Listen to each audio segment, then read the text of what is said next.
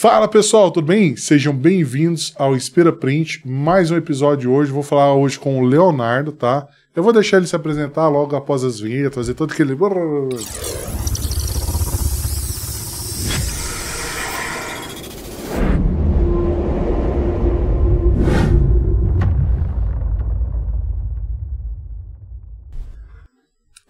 Bom, pessoal, se você chegou até aqui, já sabe, deixa seu like, se inscreva no canal, ative o sininho e compartilhe com seu amigo para que esse conteúdo consiga atingir o maior número de pessoas possível, porque eu tenho certeza que esse conteúdo aqui pode ajudar muita gente. E o nosso canal está sendo patrocinado pela Plast Real, uma empresa gigante de São Paulo que tem as portas abertas aqui em Uberlândia e trabalha com plástico de engenharia. Além de plástico de engenharia, eles também fornecem insumos para comunicação visual. Então, se você precisa de ACM, acrílico, chapas rígidas, se eu não me engano, até vinil eles trabalham também. Mas acrílico espelhado, acrílico colorido, cara, que é muito difícil de encontrar, aqui em Uberlândia eles têm pronta entrega, tá? Liga lá, fala com a Marisol. E também temos mais um parceiro, que é a Gráfica Saga. Gráfica Saga atua praticamente igual à Fácil de Imprimir. Porém, a Fácil de Imprimir trabalha com comunicação visual. A Gráfica Saga trabalha com a linha offset. O que significa offset? Significa papéis. Então, se você precisa de uma revista, de um jornal, de um cartão, de um panfleto, ou se você já é grande e precisa mandar o seu lote, a sua produção, a Gráfica Saga consegue fazer esse material para você, tem a produção, tem o acabamento, te entrega tudo perfeitinho, tá bom? E, galera, essa semana batemos 1000 inscritos e em comemoração vamos fazer um rebrand. Isso significa que vamos mudar o nosso nome, a essência vai aumentar, nós vamos atingir um público maior e vamos passar a chamar... Inspira Uai. Uai, por que não? Então, galera, vou passar a bola aqui pro Leonardo. Leonardo, fala um pouquinho, conta um pouquinho da sua história, como foi que você chegou no mundo do empreendedorismo e qual que foi o trajeto que você fez, o que você teve que aprender no meio do caminho para chegar até onde você está aqui hoje. Pois é, Max, a minha história é bem assim, desafiadora, né, como a de todo mundo. Eu fiz uma carreira aí em banco, 19 anos de banco, então assim, fiz uma carreira bastante longa em que trabalhei em 2 grandes bancos e passei por vários desafios, como fusão de um banco com o outro, mudança de modelo de negócio, crise econômica, a gente está no Brasil, né? A gente sabe que é muito desafiador, momentos de crise aqui no Brasil é quase que normal, e aí eu fiquei 19 anos em banco, né? E há uns 2 anos atrás eu comecei a empreender no offline, né? Eu tenho uma cafeteria que eu desenvolvo, uma rede de franquias, e atualmente sou planejador financeiro, né? Usando essa expertise do banco, eu trago comigo assim, essa parte de planejamento financeiro. No banco eu trabalhava com várias vertentes, né? Eu tinha uma grade ali bastante ampla ali de investimento, aplicação, produtos bancários mesmo e não bancários. E hoje eu trabalho especificamente com um propósito muito forte, que é o planejamento financeiro. Show de bola. Eu fui comendo bola aqui, foi muito rápido, né? Pode relaxar, fica tranquilo. Aqui é um bate-papo descontraído mesmo. Tranquilo. A gente vai conhecer um pouco da sua história, sim, conhecer um pouco do que você faz hoje. E eu nem me apresentei, né, pro público. Eu sou o Max. E eu sou o Batman. Não. Sou o Rei Marques. E a gente tá aqui para falar de empreendedorismo, né? De inspiração e grandes histórias, né? A gente fala uai, a gente come pão de queijo, mas a gente não deixa de correr atrás. Não é não, Leonardo? É isso aí. Ô, Leonardo, para você falou que você começou a sua carreira profissional no banco. Sim. Como que foi essa entrada no banco? Você já chegou num cargo já considerado ou você teve que ir comendo pelas beiradas? Não, eu tive que começar de baixo mesmo. Eu entrei no banco numa outra época, fui escriturário, entrei como escriturário, que é o primeiro cargo. Antigamente não existe esse cargo mais no banco hoje, né? Mas antigamente você começava como escriturário, depois você passava a ser caixa, depois você passava a ser um atendente da agência, aí depois você passava a pegar uma carteira de clientes, aí você passava a ser um gerente de carteira, e assim você foi, e assim a gente vai galgando o espaço, né? E naquela época lá, ainda já era concurso? Você tinha que fazer uma prova para entrar? Como que era? Então, nós temos hoje no Brasil alguns bancos privados, né, os bancões que são Bradesco, Itaú, Santander, que são bancos privados, que você entra com CLT normal. Você faz um processo seletivo e entra no banco. E tem os dois bancos maiores públicos, né, que é o Banco do Brasil e a Caixa Econômica Federal, que aí sim você tem que passar por um concurso. Na verdade, a Caixa é por concurso mesmo, e o Banco do Brasil é uma economia mista, né, então ela tem investimento privado e investimento público. Entendi. Então, mas também é por um processo de concurso, mas é um pouco diferente que na Caixa. Muito legal. Eu tô perguntando porque eu fico sempre curioso, porque normalmente a gente fala assim, o pessoal tá trabalhando no banco, tu acha que é milionário, né? Você, o cara... E é interessante ele trazer essa visão pra gente, porque eu também não sabia como é que funcionava. Eu sempre tive curiosidade. Essa questão da Caixa, do Banco do Brasil, né? Eu não imaginava... Pra mim, o Banco do Brasil era privado também. E igual você falou, é mista, né? Tem a parte privada e tem a pública. Interessantíssimo isso aí, cara, eu não sabia. E o jeito que você falou, como que funciona para crescer dentro do banco, né? Você começa aqui, depois vai para ali. Nunca imaginei que fosse assim. É como tudo na vida, né? Assim, se a gente for trabalhar, a gente for olhar pelo lado da mentalidade, na vida a gente vai crescendo, vai melhorando e vai indo degrau a degrau, cada passo. É importante, né? E eu tava até lembrando, você fez eu lembrar de um livro que eu fui questionado ontem por um amigo, vou contar uma história rapidinho aqui. Pode ficar à vontade. Eu fui questionado por um amigo ontem, na verdade ele me questionou assim, se eu tinha lido um livro, né? E ele passou, o livro Os 7 Hábitos das Pessoas Altamente Eficazes, né? Do Stephen Covey. O Stephen Covey, ele vendeu 38 milhões de livros, ele foi conselheiro do Bill Clinton, na época que o Bill Clinton era presidente dos Estados Unidos e tal. E nesse livro ele conta essa parte dos 7 hábitos que te fazem chegar a ser uma pessoa eficaz, né? E nesse livro, os 6 primeiros hábitos são hábitos... É um livro muito simples de ler, é um livro de fácil leitura, mas é um livro de estudos ao mesmo tempo. Por quê? Porque são hábitos que são fáceis de você entender no cotidiano, mas que os 6 primeiros são ali lições do dia a dia, que é basicamente você criar o hábito, que é você fazer o que é certo, igual a gente tá falando aqui, é galgar o caminho, né? Tem um degrau, segundo degrau e assim vai, né? É tudo progressivo. E aí o 7º hábito é repetir todos os 6 primeiros. E até ele se tornar um hábito. Então é basicamente isso. Então, assim, eu lembrei porque, assim, todo mundo tem um começo, né? Eu lembro que antigamente as pessoas tinham muita dificuldade de encontrar o primeiro emprego, né?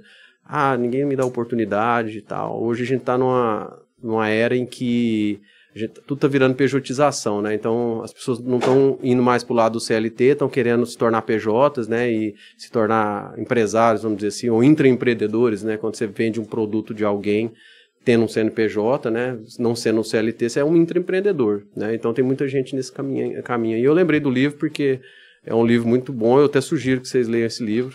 Bacana. 7 hábitos das pessoas altamente eficazes. Show de bola. Depois faz uma listinha, coloca na descrição do vídeo. Vou pôr na descrição do... Que é interessante, você trouxe até um aí, né, interessante também, a gente sempre ter essa sugestão de livro, cara, porque eu acredito que muita gente vai querer se interessar. Sim, pode ajudar muito. Desculpa, eu vou puxar para um assunto aqui. Você nasceu em Uberlândia? Não, eu sou de Anápolis, Goiás. Anápolis, mas bacana. eu não vou falar a minha idade aqui, mas eu moro em Uberlândia já há mais de 35 anos, já me considero daqui mesmo. Entendi, bacana. E assim, eu sei que você falou aí que você você investe numa franquia de cafeteria, né? Isso. Você pode falar qual que é a cafeteria? Mais um Café. Mais um Café. É uma franquia de Curitiba, né? Ela tem uma abrangência nacional, ela tem mais de 700 unidades no Brasil. E eu sempre gostei muito de café, né? Eu sempre tive, assim, muito gosto pelo café. E aí eu preferi começar com a cafeteria, que é um negócio... Como todos os negócios, são desafiadores, né? Tem muita gente que acredita que uma franquia é mais fácil de tocar o negócio do que um negócio próprio, né? A diferença é muito pequena, porque, na verdade, os desafios do empreendedor no Brasil são os mesmos, né?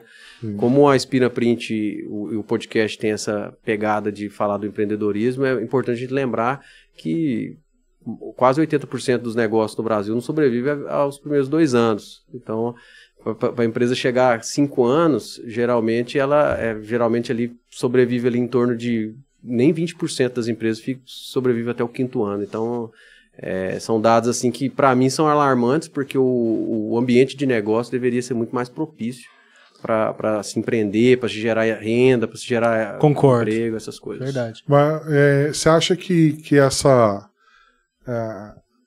essa falha, onde as empresas não conseguem alcançar esse sucesso, se deve ao quê? Você acha que é muito mais culpa do empresário, ou é algo externo que está impedindo ele de crescer? Eu acredito que para a pessoa que é o aspirante a empreendedor, ele tem até um conhecimento, né? Mas a maioria das pessoas, o primeiro ano de um negócio, geralmente ele não fecha no Brasil tanto. Pelo menos 20% das empresas fecham no primeiro ano. Então o número não é razoável. Esse número aumenta bastante no segundo ano. O que acontece? No primeiro ano, você não vai precisar. Talvez você teve uma capacidade de investimento, talvez você teve ali você tem um capital de giro, você teve até você fez o beabá ali. Mas depois, no segundo ano, você precisa ter uma gestão desse negócio e gerir todas as coisas. Você tem uma visão 360 graus. E aí, o que acontece? O empreendedor, o empresário / empreendedor, ele começa a entender que ele está nadando contra a correnteza. Que aí tem os impostos, que aí tem a questão de lidar com pessoas, lidar com fornecedor. No caso, quem tem franquia, por exemplo, que é o meu caso, lidar com o franqueador. São vários desafios muito fortes que o empreendedor ou a pessoa que se dispôs a empreender, ela tem que ter esse conhecimento prévio, né? No meio do caminho, ele vai entender o que é a visão 360 do negócio dele. Mas nesse primeiro momento, são muitas adversidades, né? Porque lidar com... muita gente fala assim, lidar com gente é difícil, né? Mas você vai lidar com gente o tempo todo. Você vai lidar com o seu funcionário, você vai lidar com o governo, você vai lidar com o seu fornecedor. No meu caso, eu vou lidar com o franqueador. Então, você lidar com gente o tempo todo. Então, não tem como você falar, mexer com gente é difícil. Você precisa de pessoas, né? E todo mundo que construiu algo interessante nesse mundo aí, né? Algo grande, teve que construir com outras pessoas, nunca fez nada sozinho. Então, é mais ou menos por esse caminho. Mas, respondendo assim, em suma, a sua pergunta, o ambiente é difícil de negócio. E a gente não vive num país em que se ensina empreendedorismo desde a escola. Exatamente. Então, esse é o grande problema. Nós temos o curso que mais formam pessoas no Brasil é o administrador de empresas. E eles saem da faculdade e a maioria deles não se tornam administradores de empresas. Pois é. Então eles não empreendem. Tem um humorista que até brinca, né? Os caras que formam em administração, engenharia, tudo acaba virando Uber depois. Depois acaba virando Uber. Os caras não querem. Justamente aquela visão que o empresário tem que aprender a partir de 2 anos, 3 anos de empresa, não se aprende em qualquer lugar, não é na escola. E se a pessoa não tiver desperta para poder enxergar aqueles erros que está cometendo como aprendizado, aí a pessoa desanda. Com certeza, E quando você estava lá no banco, quais são as lições que te impulsionaram para você ir crescendo? O que você tirou de valor do banco para você hoje conseguir prestar essa assessoria, essa venda consultiva? Isso, eu vou contar um pouquinho da história da transição do banco, né? Como eu fui bancário de 19 anos, eu aprendi muita coisa com o banco, né? Eu aprendi a lidar com a parte financeira de fato, eu aprendi a lidar com pessoas, igual eu acabei de falar da questão de ser empresário, mas quando você trabalha com equipes, com carteira, então você tem que saber lidar com pessoas o tempo todo. Então eu aprendi a lidar com pessoas, aprendi a lidar com a parte financeira. E uma coisa que sempre me chamou atenção e que sempre me despertou foi essa parte do planejamento financeiro, né? Que o brasileiro, ele não tem também, como ele não aprendeu a empreender nas escolas, ele também não aprendeu na escola a ter educação financeira, né? Então, muita gente teve uma época aí, 2020, que a taxa de juros no Brasil, hoje a Selic está 15%, né? Mas a Selic já chegou a estar 2% em 2020, antes da pandemia. Então, naquela época, as pessoas eram muito motivadas e assim, houve uma entrada muito forte na Bolsa de Valores de novos investidores. Então, naquele ano lá, 2 milhões de pessoas passaram a investir na Bolsa. E aí muita gente me questionava naquela época, como é que eu faço para investir? Me ajuda, me dá uma consultoria e tal. E aí eu acredito que você ter educação financeira vem primeiro do que você aprender a investir. Porque se você não tem suas contas em dia, se você não tem seu cartão de crédito em dia, se você não tem ali, se você não está devendo cheque especial, se você não tem alguma dívida na praça, aí é a hora de você começar a aprender a investir.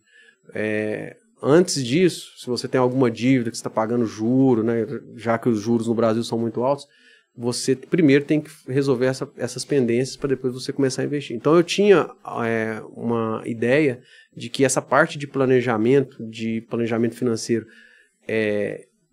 voltado à educação financeira era um problema muito latente no nosso país. Mas eu acabei observando outras coisas mais importantes ainda, que é a parte do gerenciamento de risco, que é o que eu faço hoje. Eu faço um planejamento financeiro dentro de um gerenciamento de risco total na vida da pessoa, seja ela pessoa física, seja ela pessoa jurídica. Então eu faço esse gerenciamento. Então ali, na minha carreira bancária, eu entendi que eu poderia ter um propósito muito mais forte, né, muito mais voltado, canalizado a um foco de ajudar as pessoas a se planejar em momentos de dificuldade, em planejar a blindagem do seu patrimônio, o seu planejamento de futuro, nesse sentido aí. E você pega uma área que é bem mais complicada, né? Porque quando você fala em planejamento financeiro, e quando você pega uma pessoa que não tem, normalmente essa pessoa já está com os recursos dela meio comprometido. Então você presta assessoria, a consultoria, para sanar, para trazer uma luz para aquela pessoa de como que ela vai ter um fôlego para poder se reerguer, é isso?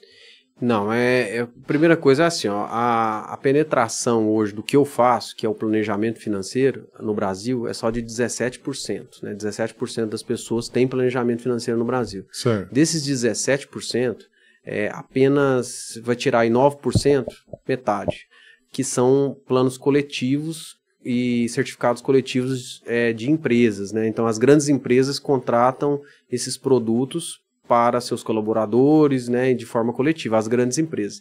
Então, esse tipo de planejamento não é o nicho que eu trabalho, né?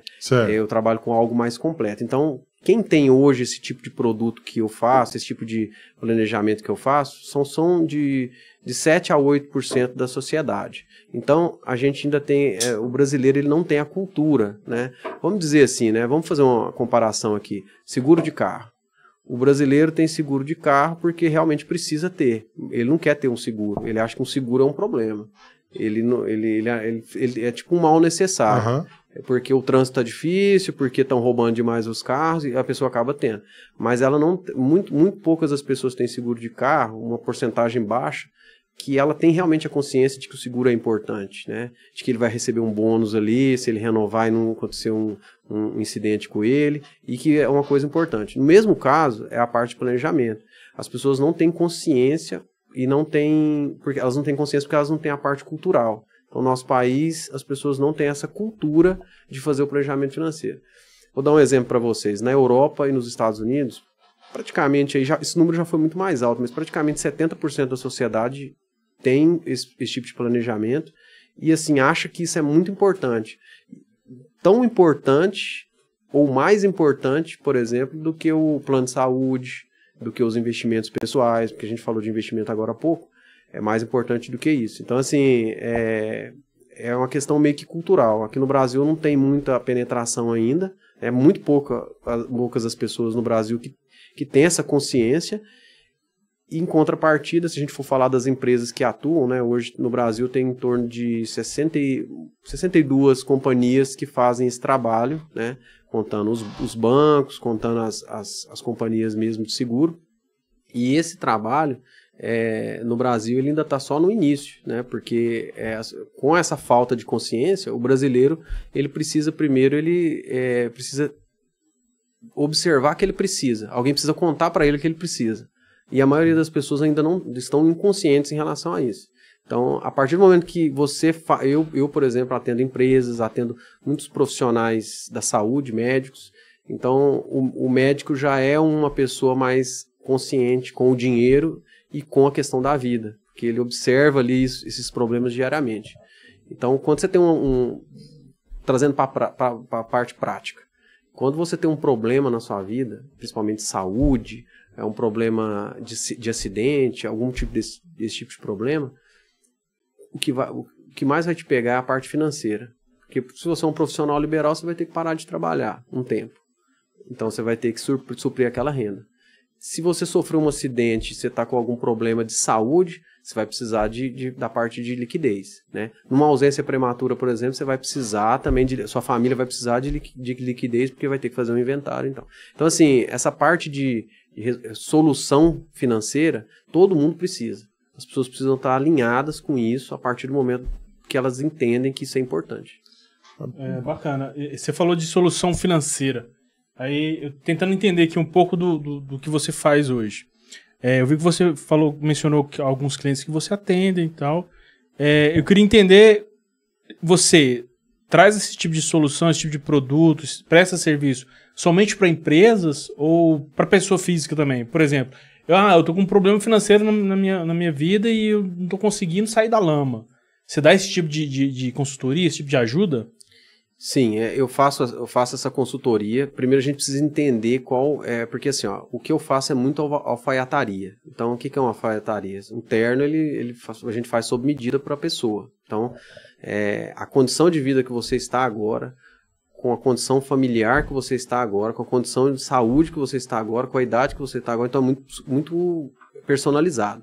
Exclusivo e personalizado. Então, a partir daí, eu faço essa consultoria desse planejamento, pegando todos os dados importantes da sua vida, e a partir daí a gente cria um modelo de planejamento financeiro para você, voltado para você.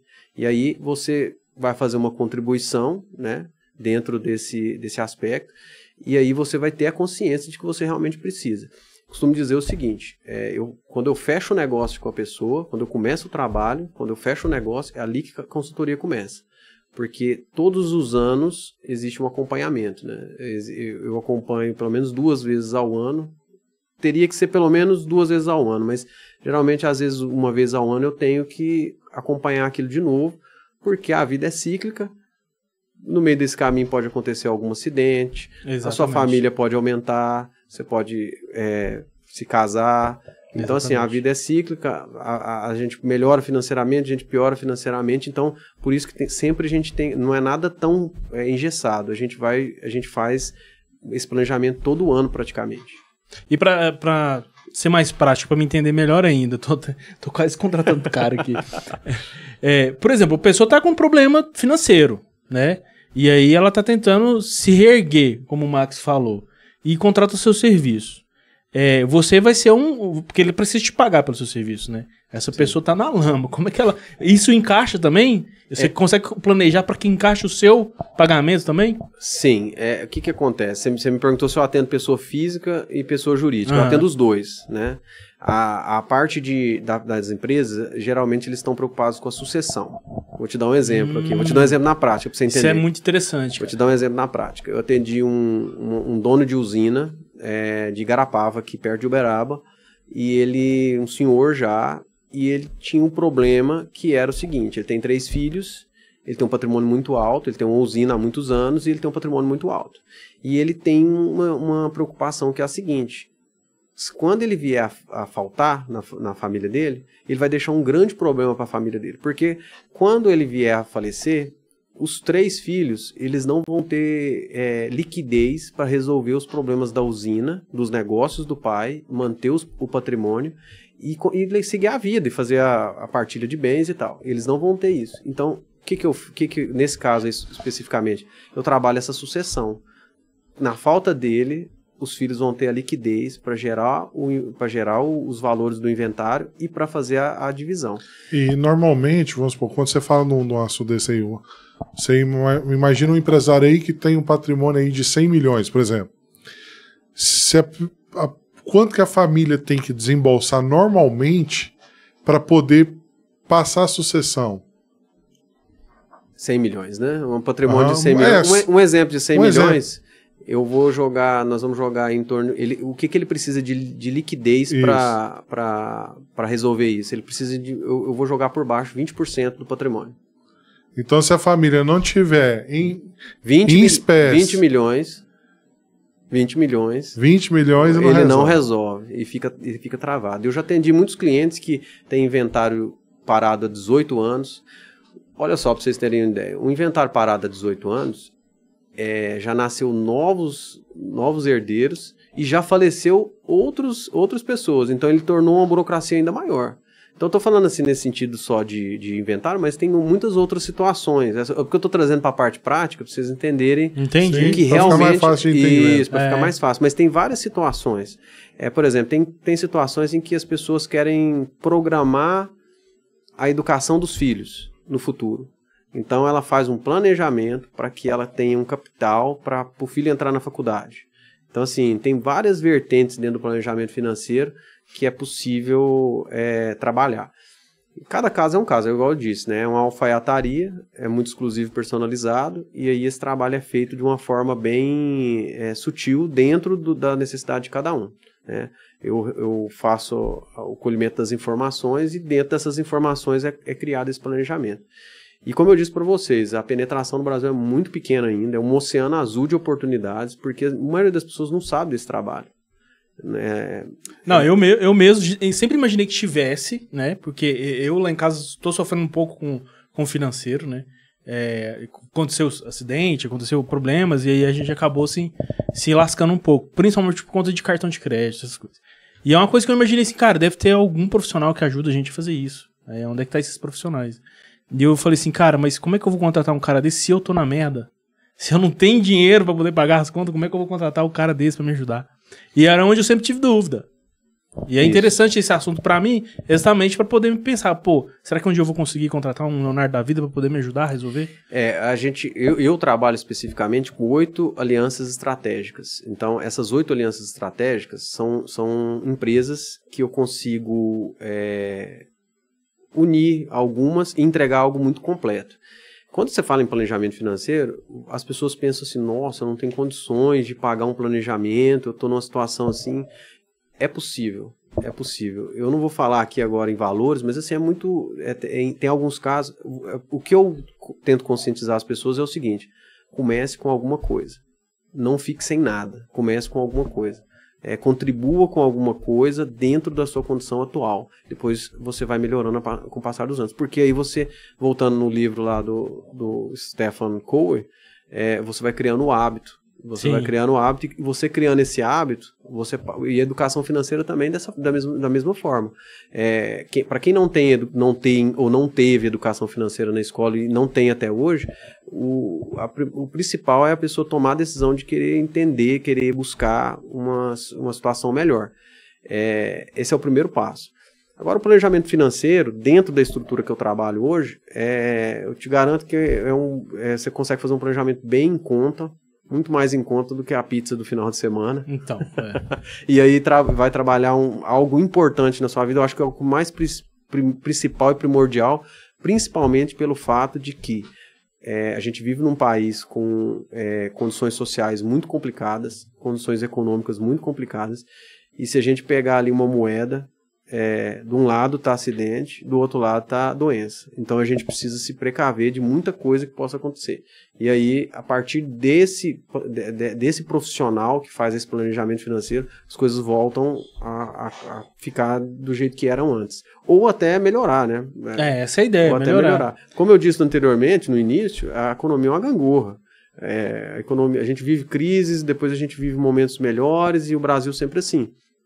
Como a gente nunca teve governos tão bons, o Brasil, eu costumo dizer que o Brasil tem que chegar no fundo do poço, e no fundo do poço o Brasil emerge de novo, e sempre funciona assim. Então, fatores externos como a economia, ela nunca pode tomar isso como uma decisão sua pessoal. A economia está ruim, eu não vou começar agora não, porque quando melhorar eu começo. A economia não funciona, o país está numa situação... Eu trato muito de risco social, né? Eu trabalho com essas 8 empresas porque eu pego todos os riscos sociais possíveis. E a partir desses riscos sociais, eu vou trabalhando as necessidades de cada um. Interessante. Muito bom. E hoje, como que você apresenta, como que você vende essa solução? Meu trabalho hoje é consultivo, então eu faço tudo por consultoria, né? E a corretora, ela trabalha de forma de... a gente trabalha muito com recomendação, né? Eu lembrei até aqui agora, através dessa pergunta, eu lembrei até dos quatro pontos importantes da prospecção, né? De qualquer venda consultiva, né? Que é a parte de... Vamos ver se eu lembro aqui. O canal, o atendimento, o momento e a pessoa. Esses 4 pontos. Os 4 pontos importantes que você vai passar por esses pontos para fazer essa venda consultiva. E eu trabalho muito com recomendação direcionada. Então eu faço um trabalho específico para o rei. O rei vê a importância daquele trabalho, me recomenda para outras pessoas. Eu entro em contato com essas pessoas, agendo uma reunião, né, entendo o momento, né, chego até a pessoa, entendo o momento e faço a consultoria dentro da necessidade de cada um. Então é bem consultivo mesmo. Bem consultivo. Interessante. Não tem como escalar. Você tem que realmente pegar cada perfil, destrinchar ele, entender cada pessoa para você conseguir entregar um produto adequado, não é isso? É isso. É um mercado muito conservador ainda. É como o mercado bancário. O mercado que eu vim, o mercado bancário, os bancões, eles são conservadores. Vou trazer um pouco do passado aqui. Desde a época do Fernando Henrique Cardoso, a saúde financeira do país, do Brasil, ela depende muito dos bancões, da saúde financeira dos bancos. Não sei se vocês já viram no noticiário, mas ano após ano, os bancos batem recorde do lucro no Brasil, né? Então, isso não é à toa, isso é porque o sistema financeiro nacional está muito aliado a isso. Então, quando você está tendo muito lucro, no caso dos bancos, quando você está tendo muito lucro, a tendência é que você seja conservador. Você não precisa se desafiar, ser criativo, você já está ganhando automaticamente. Então, no mercado das companhias de seguro também, é da mesma forma. Elas são muito conservadoras e ainda a gente tem um agravante muito forte, que é o seguinte... pelo menos 2 empresas muito fortes que trabalham no Brasil, elas são estrangeiras, né? Elas são americanas. Então elas trabalham com o risco social americano, que é uma situação muito complicada, porque eles não entendem o risco social do brasileiro. Eles não entendem como que o brasileiro vive. Então isso é um caminho muito complicado, porque as pessoas, isso eu estou falando, as pessoas que têm planejamentos nessas empresas, talvez não estejam vendo pontos importantes do contrato, do que foi feito, enfim. Entendi. E você usa algum recurso hoje, alguma ferramenta para comunicar o seu trabalho, para falar, eu faço isso, estou disponível para fazer esse tipo de trabalho? Ou não, você depende só do tete a tete? Não, eu uso as redes sociais, né, atualmente, mas, como eu disse, o meu trabalho é muito consultivo, né? E aí o Max tinha me falado sobre a questão de escalar, né? Então, como eu disse que as empresas são muito conservadoras, então tem muita coisa para se criar nessa parte tecnológica, né? Sim. Então, tem uma empresa nova no mercado, vou citar uma aqui, que ela é muito boa e tem pago benefícios muito rápido, que ela chama Asus, ela é uma Insurtech, e ela tem pago benefícios muito rápido. Por quê? Porque ela trouxe a inovação. Por ela ser uma Insurtech, ela é uma empresa de tecnologia, né, que tem as melhores resseguradoras por trás, e essa empresa ela paga muito rápido os benefícios, ela atende o cliente muito rápido por conta da inteligência artificial. É verdade. Então ela consegue fazer esse fluxo de mapeamento do cliente, então ela consegue pagar muito rápido. Ela é uma das alianças estratégicas que eu utilizo no meu case aí de trabalho. Muito bom. E esse contato que você teve dentro do banco com essa parte, você vê que tem algo que ainda falta para para inovar? Ou você acha que já chegou no limite? Ou ainda tem alguma coisa para evoluir nessa parte dessa segurança? Tem muita coisa para evoluir, né? Como eu disse, os bancões, eles são muito conservadores, então eles não se desafiam. Meus últimos períodos no banco, né? No último banco que eu trabalhei foi o Itaú. Algumas, eles estavam começando com vendas consultivas dentro da agência, né? Então, contando uma história bem rápida aqui, os bancos perderam uma receita muito importante, que foi a receita daquela taxa de manutenção de conta. Antigamente tinha a taxa de manutenção de conta. Essa taxa ela passou a ser não cobrada mais, porque as fintechs vieram com as contas gratuitas, e aí fez com que os bancos eliminassem essa tarifa. E aí, por exemplo, vou dar um exemplo, o Itaú, naquele ano, ele perdeu 4 bilhões de lucro, só por conta disso. O que ele fez? Mesmo assim, batendo recorde. E aí o que ele fez? Ele conseguiu incrementar em outro setor, aí ele teve que ser um pouco mais criativo, aí ele criou a venda consultiva dentro da agência, e dentro dessa consultoria ele passou a ter apólices certificados, apólices mais de tickets maiores. Por quê? Porque o atendimento massificado nas agências deixava muita coisa passar, muito, como diz hoje em dia, né? Deixava muito dinheiro na mesa. E aí eles perceberam que essa pessoa que era atendida dentro da agência, esse cliente, ele poderia ser passado para um consultor, e esse consultor poderia aumentar o ticket da venda, aumentar o valor da venda. E foi assim que o banco, no ano seguinte, o Itaú perdeu 4 bilhões no ano. No outro ano seguinte, essa receita de 4 que ele perdeu em taxa de manutenção, ele passou para 7 bilhões a mais por conta da venda consultiva dentro da agência. Caraca, recuperou. Ele recuperou e ainda aumentou. Muito bom. Então, quando eles precisam ser criativos, mas tudo no Brasil funciona assim. Só na hora que aperta. Assim. Na hora que só aperta, no susto. Na hora que aperta, eles são criativos. Mas eu via, respondendo a sua pergunta, Marcos, eu via nos atendimentos do banco, quando eu fui gerente de carteira, que existia essa necessidade de conscientizar as pessoas sobre o assunto de planejamento financeiro e sobre finanças de modo geral. Então eu tinha isso na minha cabeça. E aí eu me aliei aí ao mercado segurador, e a partir daí eu comecei a entregar um propósito maior, que é o que eu faço hoje.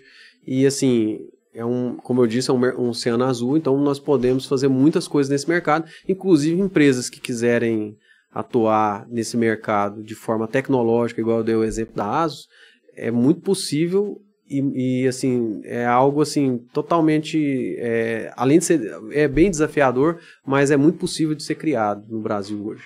E assim, nós aqui de Uberlândia, no Triângulo Mineiro, nós somos um polo tecnológico muito forte. Então, é possível que nasça daqui coisas muito grandiosas, né? E a SUSEP, que regulariza esse mercado, ela hoje está muito mais aberta a essas novas tecnologias, essas novas ideias, enfim. Puxando esse lance aí que você fez, falando sobre Uberlândia, o Triângulo Mineiro, e fazendo uma ligação com o que eu gosto muito, eu tô doido para falar do Mais Café. O que acontece? Eu sempre fui um cara muito apaixonado com marca, né?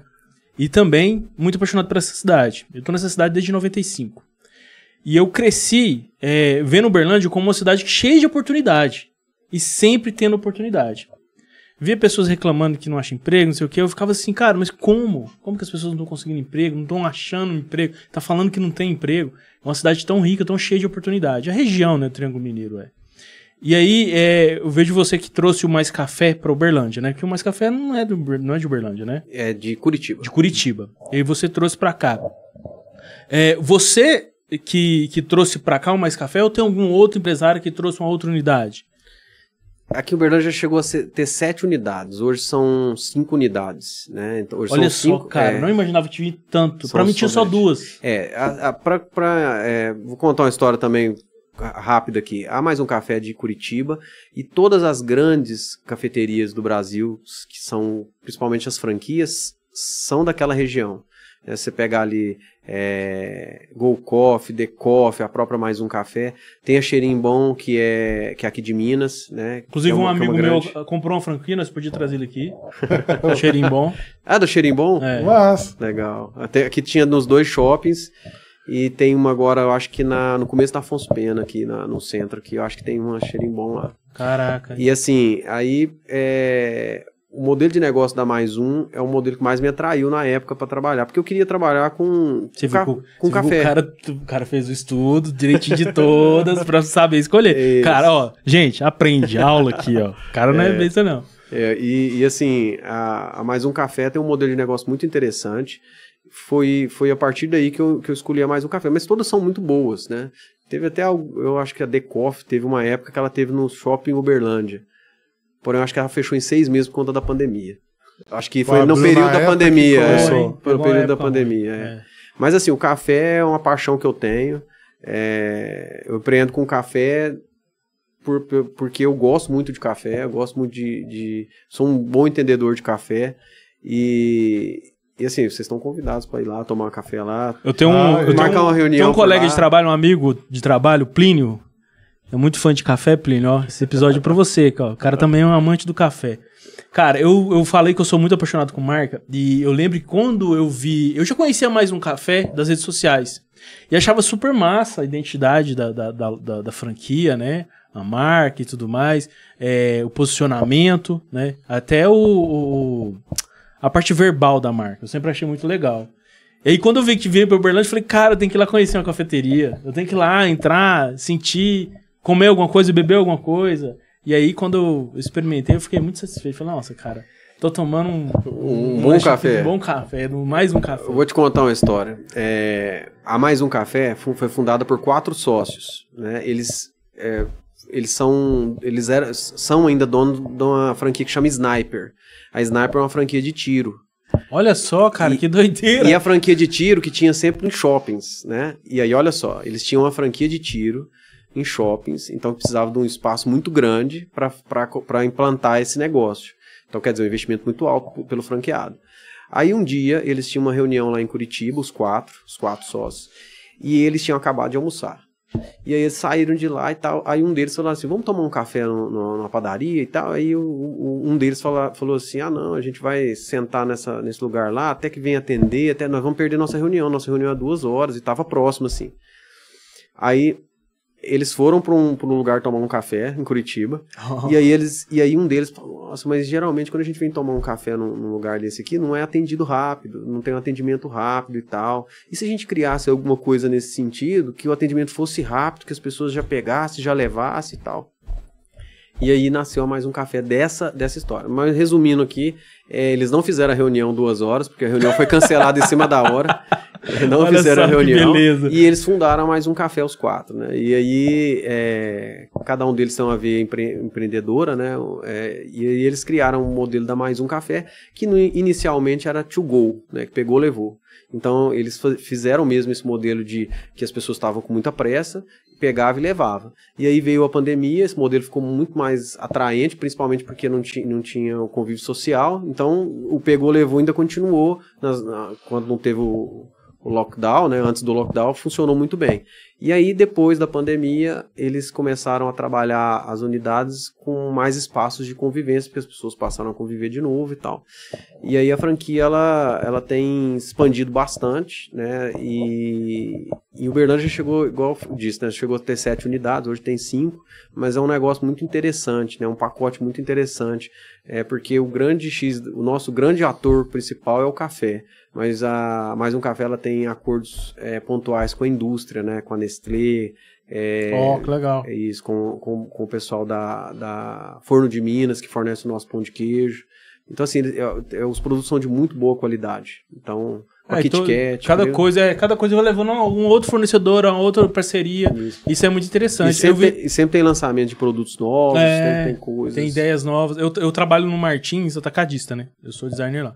E aí tem sempre os caras da parte de compra e de vendas, e que eu vejo como é que funcionam todas essas parcerias, né? Sempre uma coisa leva a outra, igual a Mais Um Café.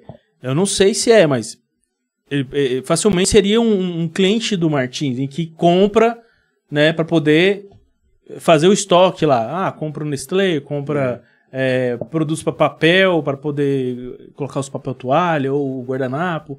Então é um ligado ao outro, assim, de uma maneira muito incrível. É interessante entender essa logística, né? Como é que funciona, né? Como é que funciona a construção, né? Igual eu trouxe um pouco aqui de como foi fundado, né? De onde surgiu a ideia e de como eles fazem, né?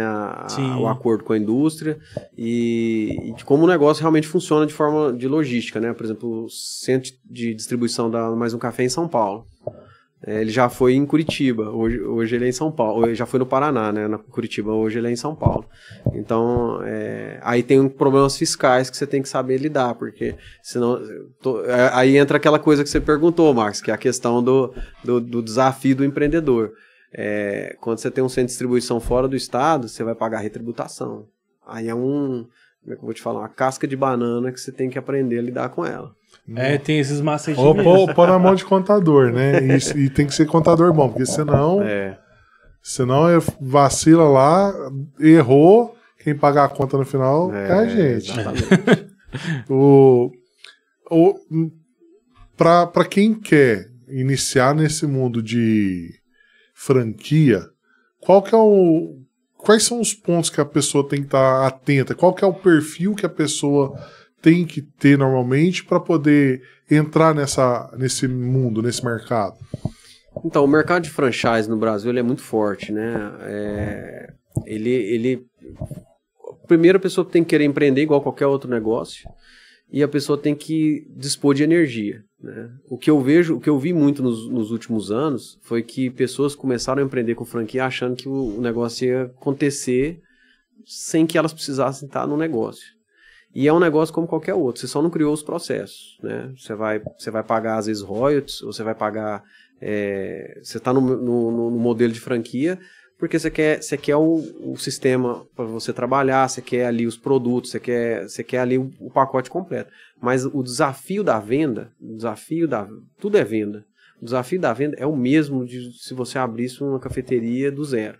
Se você abrisse do zero, um exemplo do meu caso, né? Se você abrisse do zero, você ia ter que comprar ou alugar as máquinas, você ia ter que entender um pouco sobre o sistema, fornecedores de embalagem, fornecedor daquilo e tal. Então, criar uma marca, isso leva um tempo, né?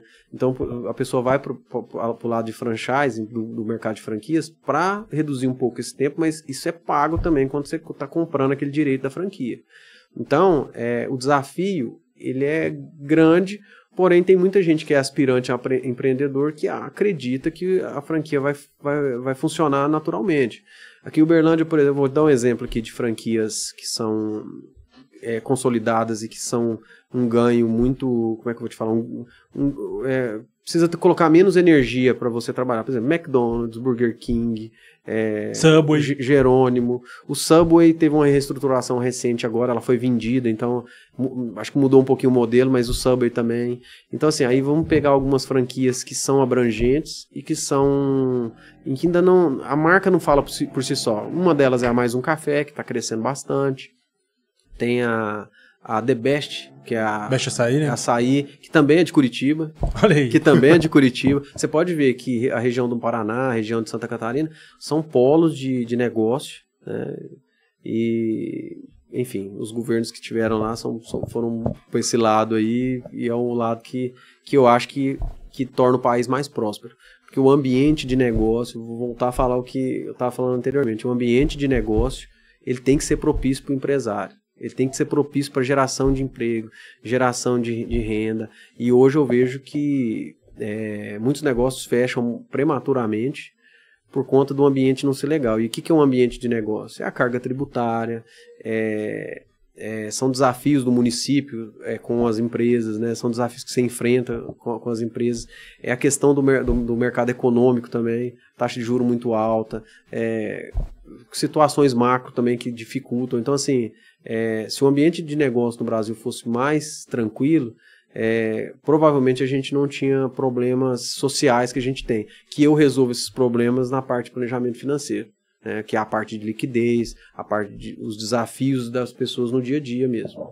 Parece que falta um incentivo, né? Sei lá, dos grandes governantes para essa área, né? Incentivo de fiscal, igual você falou, né? Facilitação abertura de empresas ou de compra de franquias, para incentivar o comércio a melhorar esse cenário, né? O que acontece? A gente esbarra muito na burocracia ainda, né? A burocracia, eu imagino isso. Hoje, para você abrir uma empresa ainda demora muito, já melhorou bastante. Do governo passado para cá, deu uma melhorada boa, diminuiu um pouco a burocracia, mas ainda ela é muito grande. Para abrir uma empresa ainda demora muitos dias, e para encerrar uma empresa também demora muitos dias. Então, assim, esse ambiente deveria ser mais tranquilo. E outra coisa também é a questão dos direitos, né? Os direitos, eles acabam travando uma parte que é muito importante num país próspero, que é a questão do desenvolvimento da mentalidade.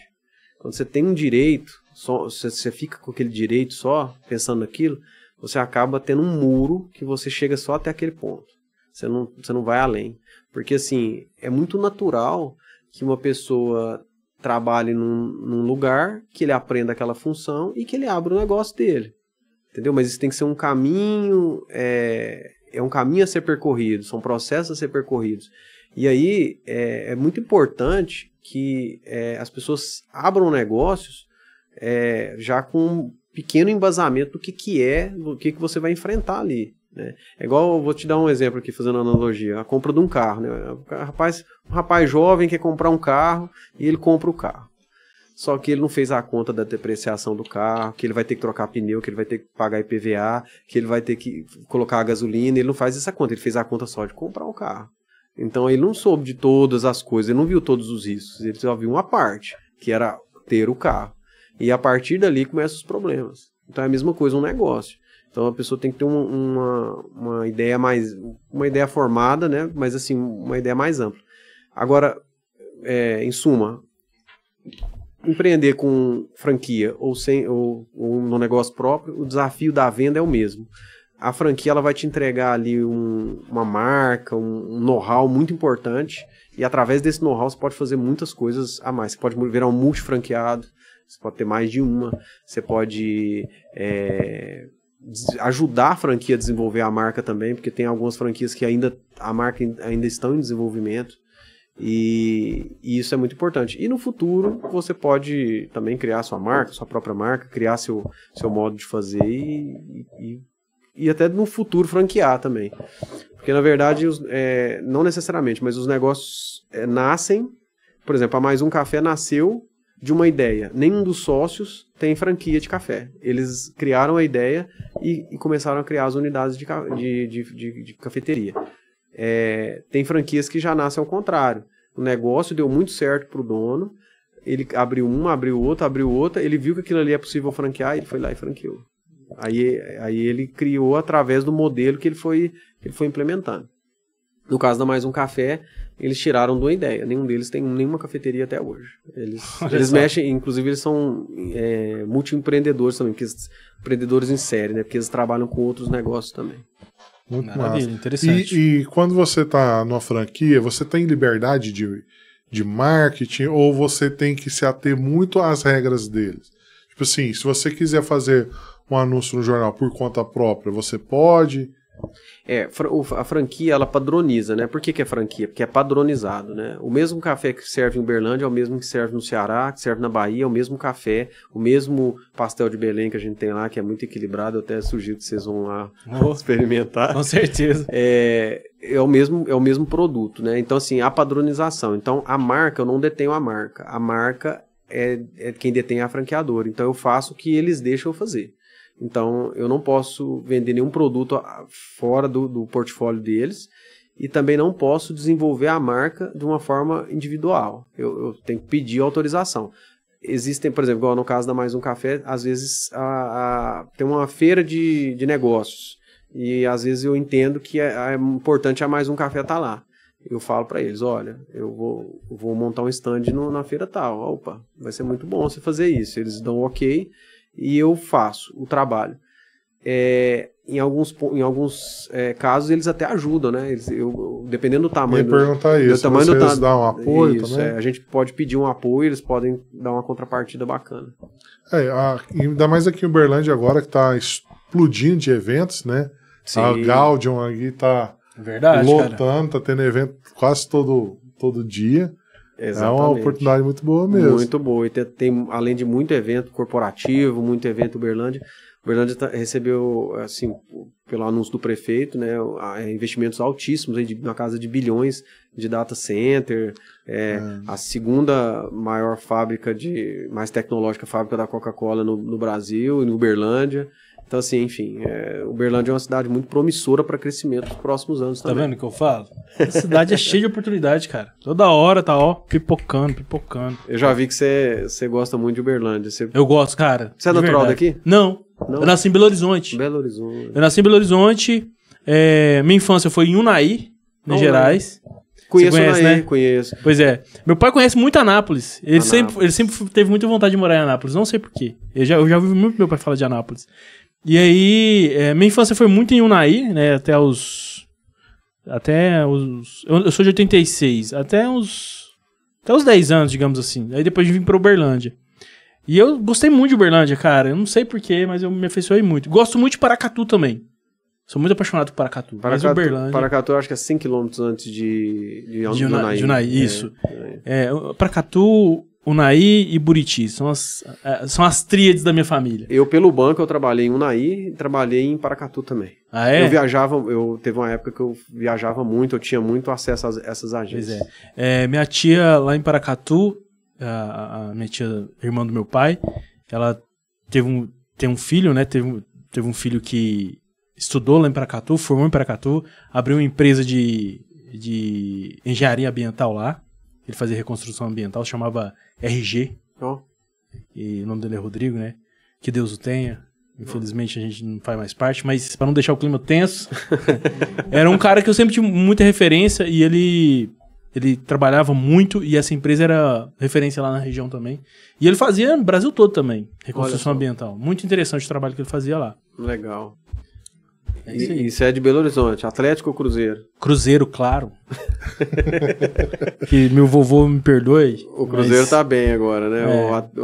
Nossa, teve uma época aí... Eu não sou muito ligado a futebol, não, mas eu sempre tô de olho, assim, porque meu chefe é cruzeirense, né? Então tem que, né, bater um papo de vez em quando.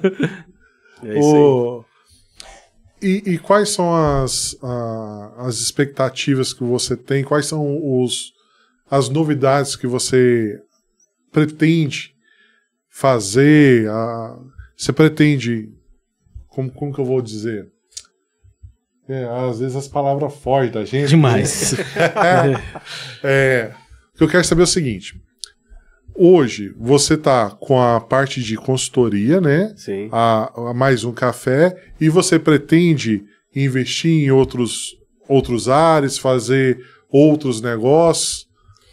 Então, o que acontece? Quando eu adquiri, eu vou te contar aqui uma parte da história da Mais Um Café aqui do Edifício 2000, que é a minha unidade, né?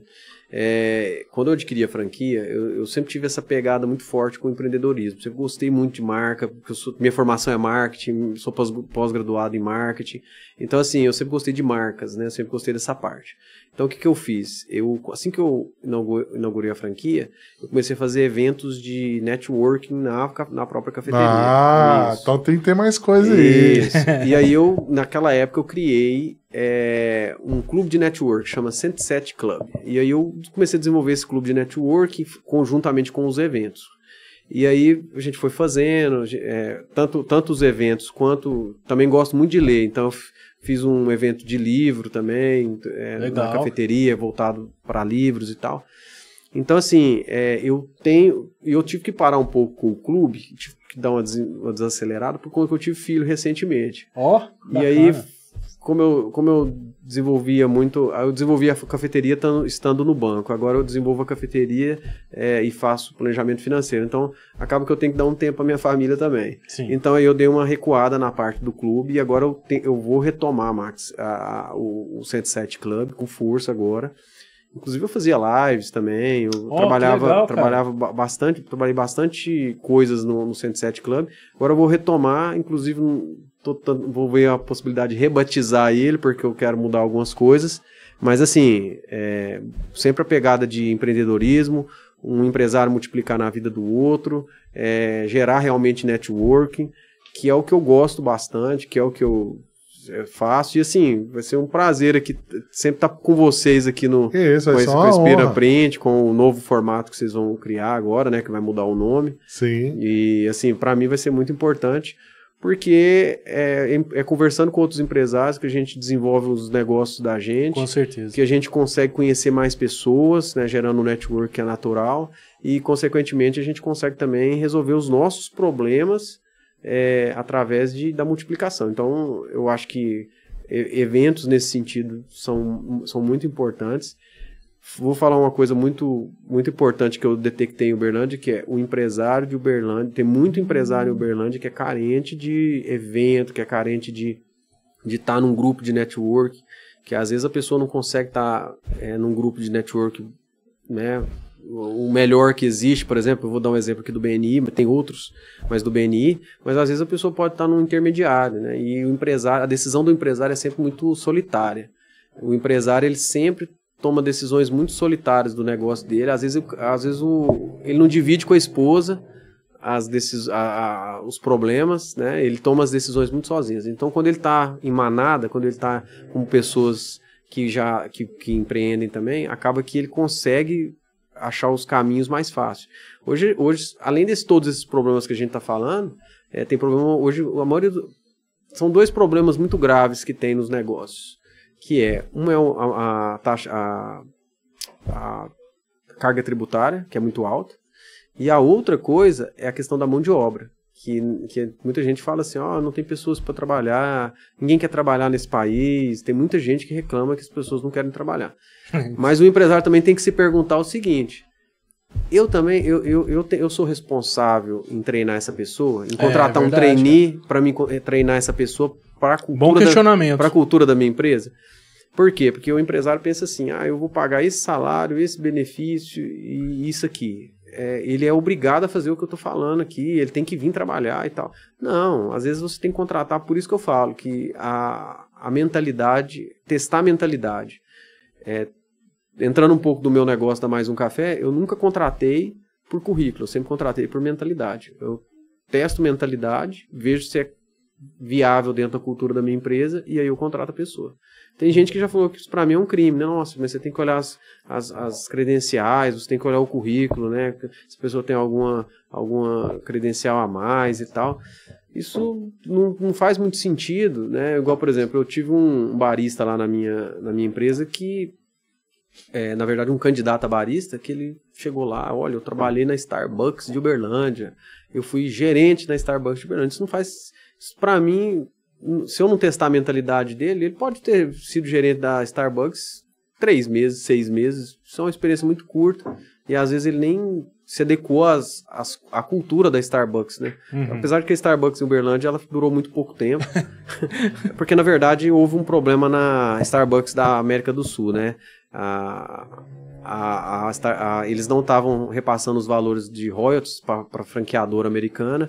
E foi indo até meio que não quebrou porque foi vendida, né, o direito da Starbucks da América do Sul.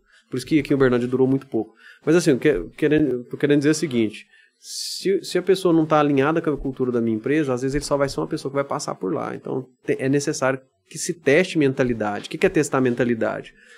É você testar a pessoa se realmente em momentos de dificuldade ou em momentos de decisão ela consegue ter um alinhamento muito próximo ao seu.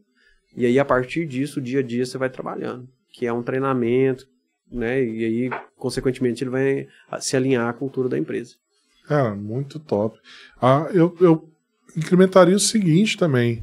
Às vezes, o empresário que está reclamando que não acha funcionário, às vezes ele tem que sentar do outro lado da cadeira, analisar e falar assim, será que eu trabalharia aqui por esse salário? Sim.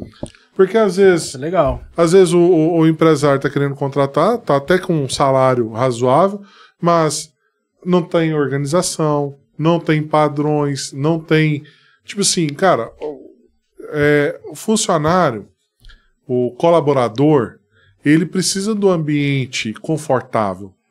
Porque, cara, você vai trabalhar num local desconfortável, um local que você não gosta, cara, todo dia que você levanta, você já levanta desmotivado. Então, tipo assim, às vezes é coisa simples, é uma água gelada que fornece, às vezes um um ambiente mais refrigerado. Então, tipo assim, tem muitos empresários que reclamam que não encontram funcionário, mas também não tem aquele olhar por dentro de ajeitar a casa, fazer o employer brand, não sei se eu falei certo. É isso aí, é isso mesmo. Para poder atrair o funcionário. É a questão da cultura, né? O clima organizacional. Isso, cultura. Clima hoje, organizacional. Tem até algumas pesquisas hoje que falam, né, que a geração, o público aí mais jovem, hoje eles têm a necessidade de se sentir pertencentes àquele lugar, senão eles pegam as coisas deles e vão embora. E até me irrita aí.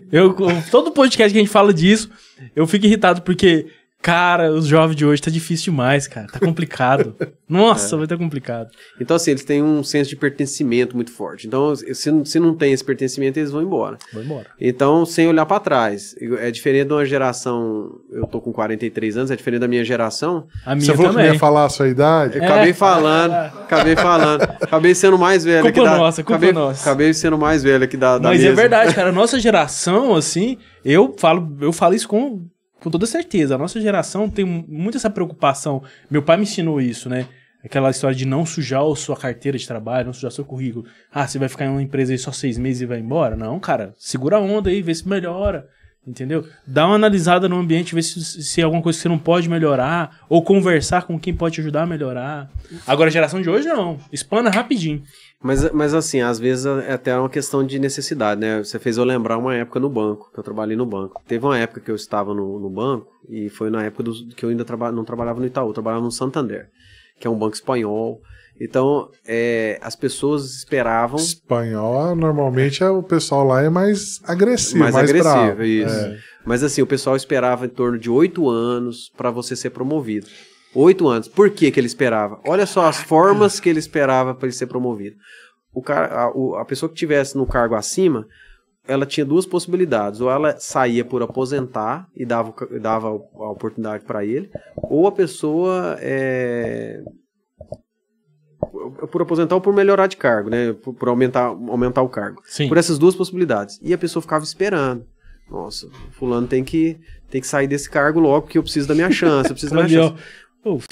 Hoje o que acontece? Os jovens não têm essa paciência. Eles já entram no próprio Itaú, os jovens já entram com a gana de passar para o próximo cargo em 1 ano, no máximo, senão ele pega as coisas dele e vai embora. Nossa senhora, e aí cara. acaba que na nossa geração, às vezes as coisas mudavam, às vezes você estava insatisfeito num primeiro ano, depois às vezes você alinhava ali, a coisa ia longe. Refletir. E fora que, dependendo da necessidade de trabalho, a gente ficava, né? É porque a gente tem que entender o seguinte: nada é permanente, tudo é temporário. Só que quando você tá num problema, você acha que aquilo ali vai ser permanente. Aí você entra numa loucura, um desespero, não suporto isso e tal. E aí, se a gente entrar nessa. Tem esse fator psicológico também, né? A nova geração tem um fator psicológico mais dramático, assim, querendo dizer. Mas a geração nova. Sensível. A geração nova não quer. A gente não quer que a geração nova passe pelo que a gente passou. Não, isso é verdade. Tem isso também. Tem isso também. Aí você não quer que passe pelo que a gente passou, não vai ser lapidado da mesma forma. A gente peca um pouco nisso, porque a gente meio que super protege, né? Vamos dizer assim. Mas eu espero que a nova geração tenha educação financeira, que a gente falou no início, que tem educação. Que é uma mudança positiva, né? Você fala disso aí, eu lembro da minha filha, que minha filha, a gente, graças a Deus, a gente ainda tá conseguindo manter uma escola particular para ela, e lá ela tem um momento de empreendedorismo, cara. Aí eles... Na escolinha? Aí elas fazem cachorro-quente, vende cachorro-quente e tal. Legal. Minha filha várias vezes chegou em casa falando: papai, agora eu tenho outra empresa, agora eu vou vender cards. Aí ela faz os desenhos dos cards muito e bom, tal, muito faz bom. um envelopinho e fala: vou vender isso aqui por R$5. É muito engraçado que ela chega e fala assim: não, essa semana, papai, eu vou fazer uma promoção e vai ser 100% de desconto. Eu falei: mas você vai dar o produto pra pessoa? Não, vou dar não, vai custar pouquinho. Aí eu falo: não, minha filha, não é assim que funciona, não. Muito legal ter essa parte de empreendedorismo desde cedo, porque aí aprende a parte da parte de negociação, exatamente, a parte de lidar com o dinheiro, né? Isso, de lidar com o dinheiro. Eu sempre fico tentando ensinar pra ela: você tem que ser dinheiro do seu cofrinho, você quer comprar um negocinho naquela maquininha ali, mas você tem que pensar que o negocinho da maquininha, você vai comprar ali e acabou, seu dinheiro foi embora. Ou você pode guardar pra comprar uma coisa muito maior que você quer. E eu tento sempre ensinar pra ela esse lado, essa visão. Né? Eu lembrei aqui da época que meu pai, né, nós somos 3 lá em casa, três rapazes. E aí teve uma época que meu pai pagava uma mesada pra nós, né, uma mesada ele pagava, na época, isso eu tô falando ali, ele pagava R$50 de mesada pra cada um. E era um tempo atrás lá, e assim, era um dinheiro bacana, não era um dinheiro um pouco, não era dinheiro no tempo. Se fosse converter pra hoje, daria uns 200 com dava um dinheiro bacana. O que eu fazia? Eu pegava meu dinheiro e gastava, não lembro direito com o que eu gastava. Eu sou mais velho. O meu irmão mais novo pegava também e gastava, comprava bala, chocolate e tal. E o do meio, ele sumia com esse dinheiro. Ele não comprava nada. E sumia com esse dinheiro. Um dia minha mãe foi arrumar as nossas gavetas lá do quarto, e aí ela abriu uma gaveta, tava cheia de nota de 50. O irmão do meio, ele guardava tudo. Aí ela pegou e falou pro meu pai, olha, o Leandro, ele tá guardando o dinheiro todo e tal. Aí meu pai sugeriu que minha mãe fosse na Caixa Econômica Federal, levasse nós 3 e abrisse uma poupança para cada um. Olha, que legal. Aí ela levou a gente abriu essa poupança, cada um abriu a sua poupança. Nós éramos de menor, então ela teve que ir junto e tal. E aí pegou o dinheiro do meu irmão do meio, depositou na conta dele. E aí nós passamos a cada mês receber esse dinheiro e depositar na poupança. Legal. E aí eu me lembro muito bem que quando eu completei, se não me engano, 19 ou 20 anos, eu comprei o meu primeiro carro com o dinheiro que eu juntei, que foi mais ou menos uns R$7.500. Hoje em dia é difícil. Eu comprei meu primeiro carro à vista com esse dinheiro da poupança. Aí que bacana, cara. Meu primeiro carro à vista. Minha mãe fez isso também comigo, só que abriu uma poupança, depositou lá, acho que foi 100 ou 150 reais e nunca mais. E nunca mais. Aí na hora que eu tava com uns 18 para 19 anos também, que eu saí do meu emprego, fui pegar e falei, tem um dinheiro lá também. Aí eu fui sacar lá, deu até um caldinho. Aí, ó, bacana. Cara, eu me arrependo muito de não ter feito esse tipo de coisa. Agora você tem a oportunidade de fazer com seu filho. Então. Com a sua filha. Sua menina. Sua filha tem quantos anos? Hoje ela tem 9 anos. 9 anos. Você só tem uma? Só uma. Entendi. Eu tenho um desafio muito grande. Minha filha vai fazer 9 meses agora, dia 26, amanhã. É um desafio muito grande a educação, né? Sim. Gerar toda essa questão. É por isso, esse é um dos motivos que a gente não teve outro filho. Entendi. Muito difícil. E aí entra na questão assim, ó, nessa época que eu tô contando aqui da poupança, na sua época, Max, a poupança, ser rentista no Brasil era interessante, porque a taxa de juros sempre foi alta, então você tinha uma rentabilidade boa desse dinheiro, Sim. com esse dinheiro parado na poupança. Mas acontece que, com o passar dos anos, hoje a poupança não rende igual antigamente. Exatamente. Então hoje você tem que ter formas mais sofisticadas, vamos dizer assim, para você lidar com o seu dinheiro. Então hoje, por exemplo, você pode investir na renda, mesmo na renda fixa, mas não em poupança, mas ter um bom CDB, ter um bom LCI, LCA, e conseguir um rendimento melhor, mesmo na renda fixa. Ou você pode ir para a renda variável, que é investir nos papéis da bolsa. Exatamente. E aí correr um pouquinho mais de risco, né? Ou então alinhar com o fundo e tal. E o tanto que isso hoje está acessível hoje, né, cara? Muito acessível. Hoje no celular você consegue fazer isso. Naquela época, nossa, lá vai falar pro pessoal que não tinha acesso a um parente que trabalhava no banco que tinha essas opções. Exatamente. Hoje eu uso muito o Mercado Pago, onde eu tenho essa parte de caixinhas lá, né? Porquinho e tal. Tem o Inter também, você separa um dinheirinho lá e deixa ele lá rendendo. Aí você pode aplicar no CDI, no CDB, e você vai variando. Hoje tem bancos digitais, né, as fintechs, que você deixando o dinheiro parado na conta corrente mesmo, ele já tem a correção daquele dinheiro, que é tipo um juro de poupança, né? Você não precisa nem aplicar. E aí tem as aplicações mais interessantes, né? Igual você falou do Mercado Pago, que é uma fintech que cresceu bastante. Tem os investimentos de renda fixa, por exemplo, CDB com atrelado ali ao CDI, pagando 110, 120 do CDI. Exatamente. E aí eu sempre tento, né? A situação não tá muito boa agora, mas eu sempre tentava todo mês colocar um pouquinho a mais. Por exemplo, se eu coloquei esse mês 50, mês que vem eu vou colocar 70. E aí eu vou só adicionando mais e deixando lá, né? Aí é bom você colocar um nome nela e colocar Vou te falar o segredo. Um objetivo. Por exemplo, esse aqui vai ser para viagem tal. Aí você colocar um valor e o segredo é o cashback. O cashback. É o Cashback. Meu amigo, eu vou falar do Nubank aqui. Ô, Nubank. Aqui, ó, patrocina nós. Eu ponho aqui. É, patrocina mesmo que eu tô... Porque, cara, depois que eu descobri aquele do Nubank lá, o Black, né? Não é Black. Platino? Ultravioleta. Ultravioleta. Isso. Que aí, toda compra que você faz, você ganha 1%. Uhum. E esse 1% fica rendendo 200% do CDB. Aí eu falei, Muito bom. é um rendimento Não, muito bom. E você falando Aí- em cashback, cara, tem cashback de um monte de coisa, né? Hoje em dia que você pode fazer. Não, mas aí, tipo assim, tudo que eu gasto com cartão, 1% vai pra essa caixinha e essa caixinha rende 200%. Fala, meu amigo, rapidinho. Aí você fala assim, não, se eu comprar 4 mil, significa que R$4 vai virar cashback.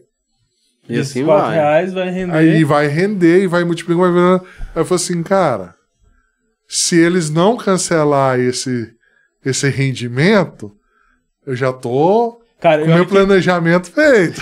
olha que interessante, você falou de cashback, eu lembrei do negócio, não sei se vocês conhecem o Melius, que dá Melius. cashback quando você faz compra Aham. em loja online e tal. Sim. O Supermax é um supermercado, né, aqui em Uberlândia, que tem vários, ele tem um aplicativo, né? E Sim. lá no aplicativo do Supermax, você faz o cadastro, coisa e tal, você fica de olho nos descontos, tem produto lá que tá desconto. Ah, quem tem cadastro no aplicativo hoje tem desconto de tantos por cento desse negócio. E agora o Melius fez parceria com o Supermax, em que você tem cashback em produtos específicos lá dentro. Que você compra com um aplicativo, com né? aplicativo. Você vai lá, digita o seu CPF no caixa, comprou aquele produto que tem cashback, Mas tem que ser ele com cai na sua cartão. conta. Mas tem que ser com cartão deles. Não, qualquer cartão. Então eu posso usar o do Nubank que me dá cashback Isso, é isso que eu tô e te falando. combar com. Vai juntando um no outro assim, meu amigo. Ó. Ó, legal. Sem contar às vezes os pontos, dependendo da bandeira do cartão, os pontos que vira milhas pra você viajar. O cashback ele é um atrativo muito grande hoje, principalmente das fintechs, né? E também a parte de milhas também. Até o próprio cartão do Nubank Ultravioleta, ele melhorou essa parte aí de pontuação. Hoje melhorou, tá 1,25 de cashback. Mas isso o aí. Ultravioleta, ele não tem uma mensalidade que você paga lá? Não, você tem. Se você gastar menos de 5 mil por mês, você tem que pagar mensalidade. Se você gastar mais. Só que aí o que você Mas faz? nós estamos com o Max aqui, ele gasta Não, 10. O que você faz? Aí Isso é você sacanagem, compra tudo Isso é no cartão. sacanagem. A compra da mãe, do pai, do coisa assim, tudo faz as compras do mês de todo mundo num cartão Isso só. É um perigo. Você entendeu? Isso Aí é um pronto. perigo. Aí eu falo assim, até o vizinho, na hora que for abastecer o carro, não, passa no meu cartão, dá o vai. dinheiro aí. É. Tá. Você não pode passar dos 5 mil. Mas voltaram atrás, né? Nessa questão aí dos 5 mil. Né, que não podia fazer o Pix 5 mil, né? E podia- mas na verdade. Que o brasileiro é E não podia gastar 5 mil no cartão de crédito. Recuaram em relação a isso. Não tem. Porque, na verdade, os governos eles gostam de criar impostos em momentos difíceis, né? Nossa, vou E te aí falar a um gente. negócio, E aí, quando se torna uma medida tão impopular, aí acabam voltando atrás. É natural que isso aconteça. Mas, assim, que bom que a sua filha estuda empreendedorismo, né? Sim. Tem essa coisa na prática. Isso eu acho muito Eu bom. espero que a Laura, minha filha, também tenha essa oportunidade de estudar isso e entender também sobre educação financeira, porque a base de tudo vai ser educação financeira, né? Uma nação que tem prosperidade, uma nação melhor, com cidadãos melhores, são pessoas que têm essa educação de base, né? É basilar você saber sobre finanças, né? Você saber exatamente. sobre vendas, você saber sobre essas coisas. E o Brasil, eu acho que ainda está engatinhando nesse sentido. Sim. Mas as pessoas, a gente falou aqui da nova geração, né? Que eles têm essa questão do pertencimento, que eles... É uma geração também que é muito decisiva, assim, no sentido de, eu não quero isso, eu não vou olhar para isso mais. Sem meio que olhar para trás. Então, assim, tem um ponto... Todas as gerações têm um ponto positivo e um ponto negativo. Com certeza. Né? Eu espero que essa conscientização financeira e tal melhore com o passar dos anos, né? E que cada vez mais se torne possível e viável que as pessoas entendam o que é planejamento financeiro e que elas façam realmente o que é planejamento financeiro. Vou voltar a dizer aqui, o planejamento financeiro, ele vem primeiro que o plano de saúde, ele vem primeiro que os investimentos, ele vem primeiro que os seus bens, ele vem primeiro que tudo. O brasileiro, de modo geral, ele só não se conscientizou de que isso é importante para que a vida dele consiga andar, para que ele tenha uma vida tranquila pensando no passado e pensando no futuro. Ou nem tem a clareza de como funciona, né? Porque às vezes, tipo assim, a gente fala planejamento financeiro, a pessoa não sabe nem por onde começar. Então, isso que a gente está fazendo aqui é justamente para isso, para poder trazer clareza, para mostrar, para que o pessoal se eduque e busque esse tipo de solução para poder ter uma vida mais tranquila, para poder tomar uns passos mais assertivos, né? Exatamente. E a vida, a gente tem, como eu já falei algumas vezes, a vida é cíclica, né? Então a gente tá sempre em momentos diferentes na nossa vida. E a vida, ela tem um fim, né? Tudo tem um fim, né? Exatamente. Então a gente tem que sempre estar preocupando um pouco com o futuro.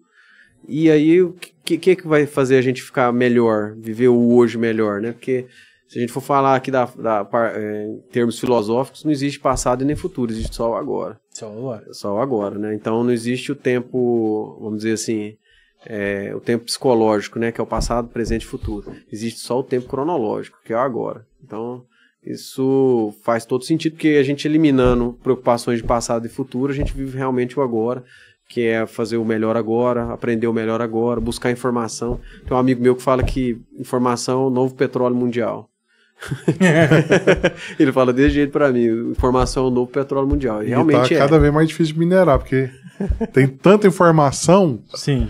Que a pessoa, o trabalho é minerar informação. Minerar informação. E assim, eu ainda tenho uma máxima, que o conhecimento nunca vai ser o fim na vida da gente. O conhecimento é o transporte, o conhecimento é uma ferramenta, o conhecimento é o meio. Ele nunca vai ser o fim. Então, assim, mais do que trazer o conhecimento porque assim, tem muita gente que acredita que o conhecimento vai salvar tudo. Não. O que vai salvar tudo é a sua essência, dentro do seu nível de consciência. E vamos parar por aqui, que eu já tô começando a filosofar demais. Mas eu já mudei de assunto, nós vamos marcar outro podcast. Não, peraí que eu vou puxar o gancho. Eu tava esperando você finalizar pra jogar outra. Que ele falou do passado, presente e futuro. O passado é uma lembrança. O futuro é uma surpresa. O presente é uma dádiva. Por isso que Mestre Uguay, Kung Fu Panda.